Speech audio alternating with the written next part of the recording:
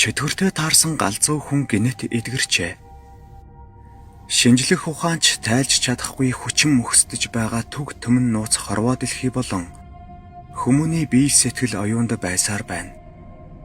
Тэдний нэг болсон сонин тохиолдлын талаар Архангай аймгийн Харьяат Алтан гэрлийн ярьсныг та бүхэнд сонирхуулъя.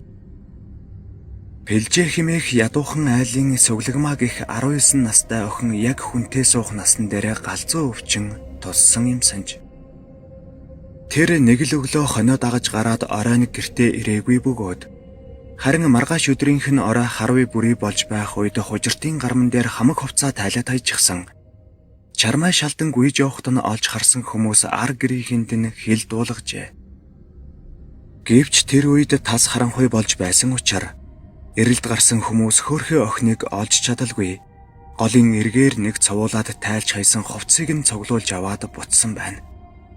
Харин энэ үед нутгийн хөгшөд хүн ил тавьдаг газар руу хонио бэлчээснээс л боллоо гисгээж байв.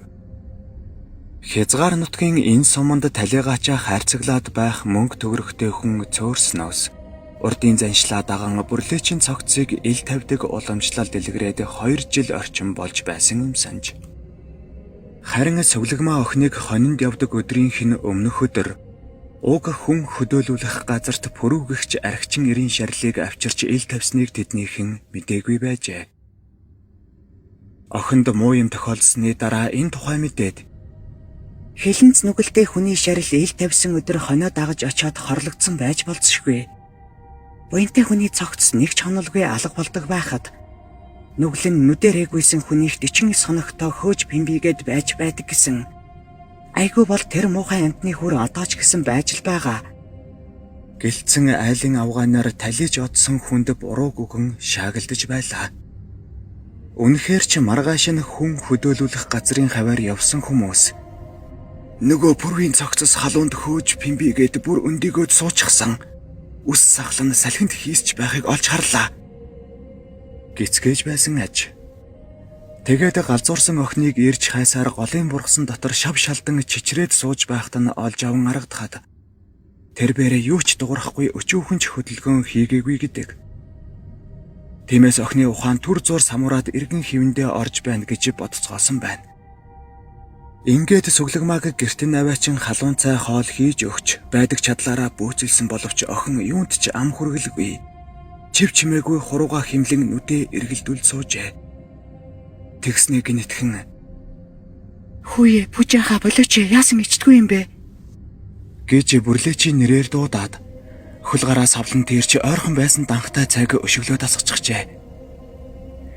Энэ үед айд сандарсан гэрийнхэн нь яах учраа олж ядан самгардаж байх хооронд ухсхийн босоод дөнгөж сайхан өмсүүлсэн дээл хувцсыг хүүхүү татан урж тастан тайлаад эхэлсэн байна.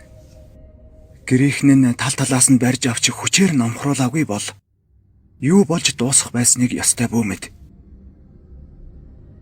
Ямар ч байсан сумын төвөөс түргэний машин эртэл хүлж баглаж байгаад ээж аав хоёр нь сүглэгмааг сумын төвийн эмнэлэг рүү авч явсан бөгөөд удалгүй хот руу аваачиж сэтгцийн эмнэлэгт хэвтүүлсэн юм санж. Түүний дараагаар нутгийнхнаа ч хэдэн өдөр шагшаан шуугаан болоод нам гүм болсон байна. Гэтэл хэдэн жилийн дараа сүглэгмаа гэртээ хурж ирхэн тэр. Гэвч түүний бие илаар болох нь байтугай. Уламд ордсон гих цуу ам дамжин тархаж байлаа. Энэ нь үнэн байв.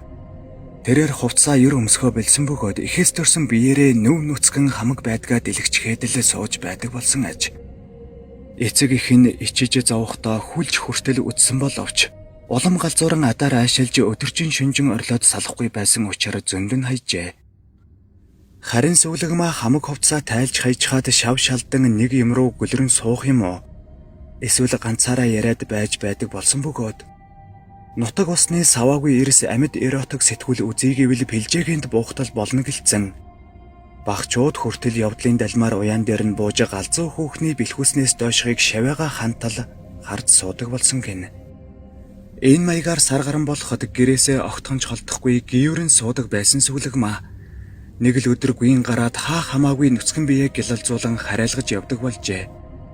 Галзуу хүнтэй ойртвол шүлснээс нь халдвар авч адилхан галзуурдаг гэсэн мухар сүсгийн ачаар Хөөрхий ухаан солиотой бүсгүйг нүцгэн гүйж явахдаа элдвэр хоргох зүрхтэй хүн гарсангүй. Харин намар оройхон тэднийх өрөмтийн арга гихч газар руу нүүсний дараахан нэгэн сонин явдал болсон байна. Пилжээгийнхийг өрөмтийн ард буусны дараа нэгэн аимшигтай хэрэг гарсан аж.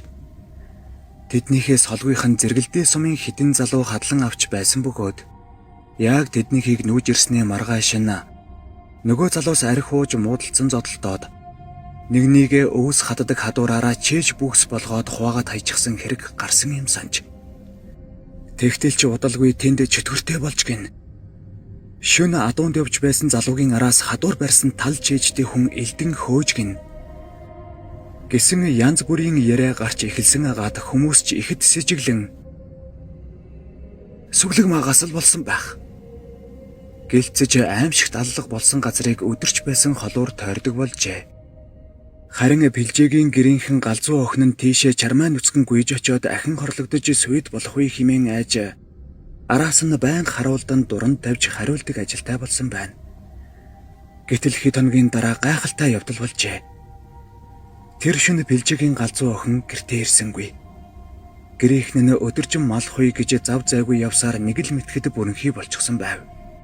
Харин Пилжээ бүрэнхий тасарсан хойно галзуу охиноо гэртээ байхгүй байгааг мэдээд мөрөө имэйллэж хол тусдаг 3 зайны гарч идэнгээ өвөртлөөд мордсон байгаа юм. Тэгээд хамгийн дөрөнд нөгөө хий гүйдэлтэйгийнх газраар явж нэлээд хайсан боловч олсонгүй.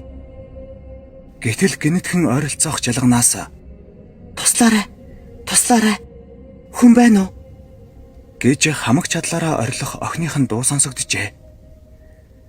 Пилжээч байдаг чадлаараа моройгүйд нь тэр зүг рүү очиход жалган дотроос охин нь шав шалдан хар гүйхээрээ гарч ирээд золтой л Пилжээг мориноос нь татан унгаасангүй.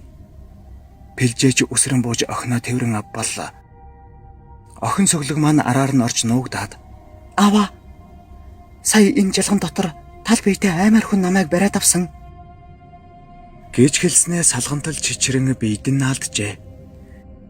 Пилжээч өг дуугүй охиноо тайвшруулан дүүрч явсаар тэр даруй гэртээ очтол охин нь гинэтхэн нүцгэн шалдан яваагаас ичиж зовнон өмд гойж өмссөн аж. Харин гэрийнхэн нь маш их гайхаж байв. Охин нь эрүүл саруул байсан үе шигээ ярьж хөөрөн үс зүсээ янзалж самнаад эхэлмэгт сэтгэл нь хөдөлсөн эцэг их хоёр нь тэсэлгүй уйлсан гэдэг.